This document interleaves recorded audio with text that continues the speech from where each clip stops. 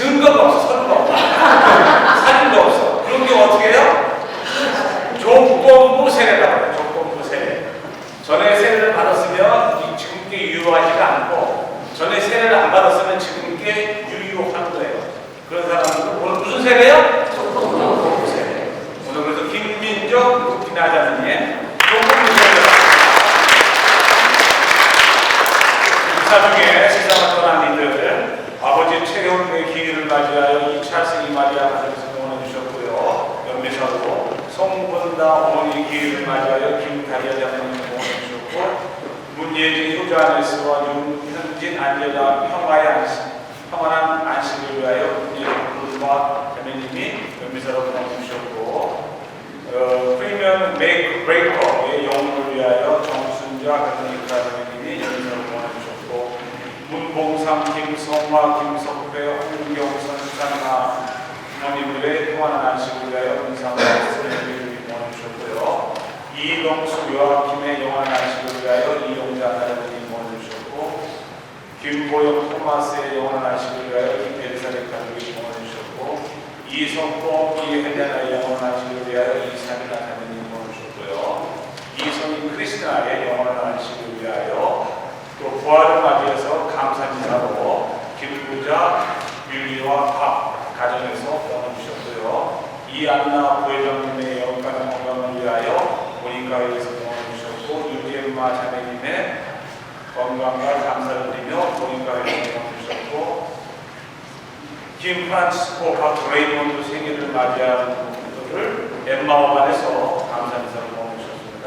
또 문상모 아우스티노, 김옥자 스테파노, 조부모님의 영국강의 건강을 위하여 혼자들, 정의는 메이단, 정의로 반드레아 아이들이 응원했습니다. 감사합니다. 함께 기억해 주시고 기도해 주시기 바랍니다. 이 축하를 의미하면서 오늘은 참여절이 없이 바로 성서를 여러분에게 풀어드릴 테니까 그때 노래해 주시면 좋겠습니다. 성서가 떨어지면 성우용으로 넣어주세요.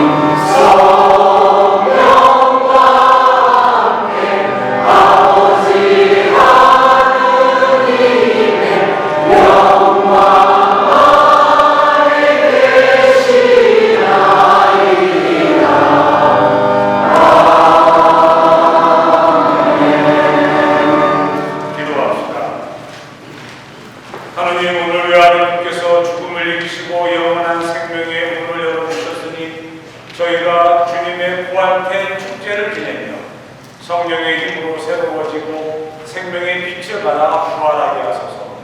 성부와 성령과 함께 천주로서 영원히 살아계시며 다스리시는 성자 우리 주 예수 그리스도를 통하여 비나이다.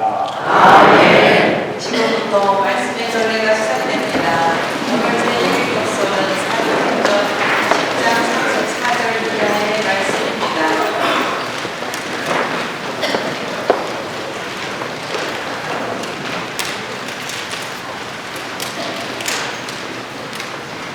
Peter proceeded to speak and said, "You know what has happened all over Judea, beginning in Galilee after the baptism that John preached, how God anointed Jesus of Nazareth with the Holy Spirit and power. He went about doing good and healing all those oppressed by the devil, for God was with him. We are witnesses of all that he did, both in the country of the Jews and in Jerusalem. They put him to death by hanging him on a tree. This man God raised on the third day, and granted that he be visible, not to all people, but to us, the witnesses chosen by God in advance, who ate and drank with him.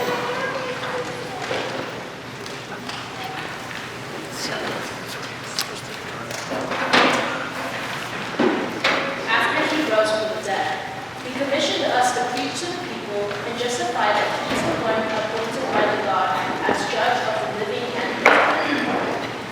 To him all the prophets bear witness that everyone who believes in him will receive forgiveness of sins through his name." The word of the Lord. 하나님 감사합니다.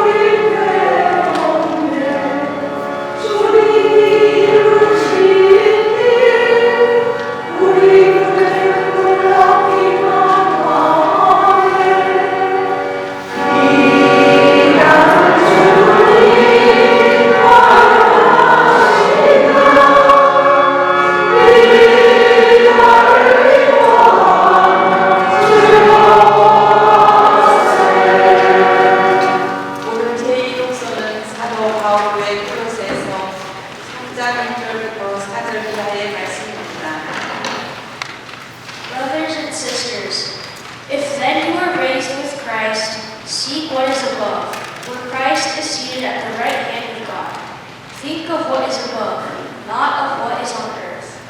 For you have died, and your life is hidden with Christ in God. When Christ your life appears, then you too will appear with him in glory. The word of the Lord. 하나님 감사합니다. 같이 부속가를 마치시겠습니다. 파스카 희생제물 우리 모두 준비하세. 그리스도 죄인들을 아버지께 하시고 구제하신 어린 양이 양떼를 구하셨네. 죽은 생명 싸움에서 창업하게 돌아가신 불사병 역사께서 다시 살아 다스리시네. 마리아 마라야가 무엇을 구하는지 살아나신 주님 무덤 부활하신 주님 영광 목표자 천사들과 수의 영고 나누어네. 그리스도 나의 희망 죽음에서 부활했네. 너희보다 먼저 앞서 갈릴레아 가시리라. 그리스도 부활하신 저희 주께 믿사오니 승리하신 이분이 자리를 베푸소서.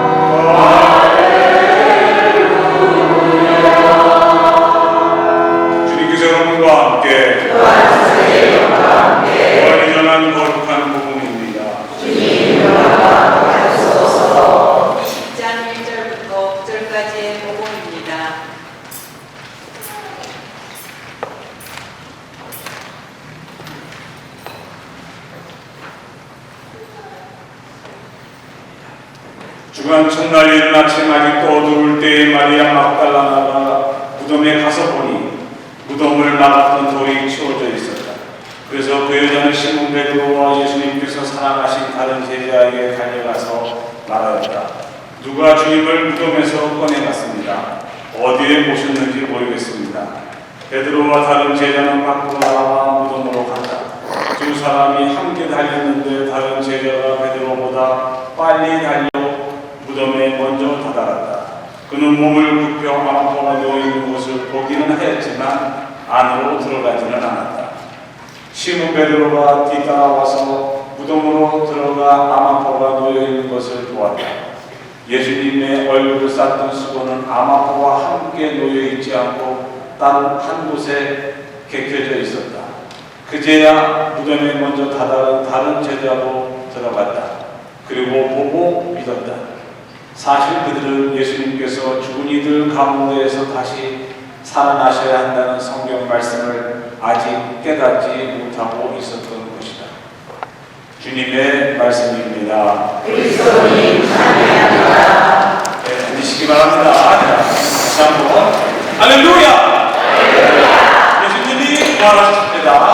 모두 예수님께 박수! 네. 아시겠지만 제 본명이 뭐예요? 토마스는 뭐가 많다? 의식이 많아. 저도 제 인생에서 두 가지 큰 사건이 있었거든요. 하나는 절대로 믿으면 안 되겠구나.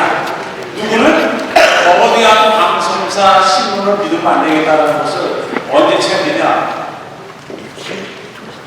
우리 교수님, 왜 안 나와? 네. 제가 우리나라 최북단 강원도 고성에서 군인 생활하고 있을 때 어느 날 갑자기 대대장이 와갖고 야 전쟁 났어 다들 짐 싸. 그래서 가방 다 메고 크레 모아 들고 소총 들고 수류탄 다 갖고 철수를 했어요. 그때 어느 날 방이나 그랬어요. 조선일보가 총 김일성이 죽었다고 발표하는 바람에 온 군인이 다 비상이 걸려요. 그때 이제 어떻게 생각했겠어요? 야, 나 이제 죽었구나. 도망갈까? 싸우다가 죽을까? 그래서 그때부터 생각한 게 뭐예요? 왜 사는가? 도대체 내가 목숨을 바치면서 이 나라를 지켜야 되는 이유는 무엇인가? 삶에 대해 회의를 느끼게 된 거예요. 그때 또 뭘 느낀 거예요? 나중에 알고 보니까 이게 뻥이야. 잘못된 모든 해. 이게 나온 거 그때 총격으로 피살당했다고. 그 이후에 김일성이 언제 죽었어요? 7년 후에 죽어요. 94년. 그러니 우리가 얼마나 이 세상에서 잘못된 소식을 듣고 잘못된 정보를 갖고 판단하고 살아가는가. 한번 그때부터 저는 뭐예요? 모든 일은 어떻게 된다? 의심을 해봐야 된다. 네? 그래서 그 이후로 제가 이제 어떻게 된 거예요? 그러면 이렇게 의심 많은 세상에 그냥 살다가 죽을까? 아니면 가톨릭을 한번 가볼까? 근데 가톨릭에 가게 된 동기는 군대에서 어떻게 해요? 다른 데 가면 반말하죠. 일로와 저리가 이렇게 하죠. 근데 천주교 가니까 어떻게 해요? 그런 거 없어요. 그냥 존댓말 써주고 박일병님, 박일병님 이러면서 뭐 시키지도 않아. 그래서 그때 군에서 어쩔 수 없이 군에 있으면 내 맞으니까 글로 성당 어떻게 해요? 피신을 가는 거예요. 주일날 피신 가서 거기서 얘는 부활절날 87년도 오늘 이 복음 말씀을 듣게 되는 거예요. 그때부터 제 삶이 변화가 되는 거예요. 복음 말씀을 보면서 뭐냐면, 자, 예수님이 부활하셨는데 다 믿었나요? 한 명도 안 믿었어요. 그 누구도. 오늘 복음에 나오는 한 여인이 뭐하는 이름이 뭐예요? 마리아 막달레나.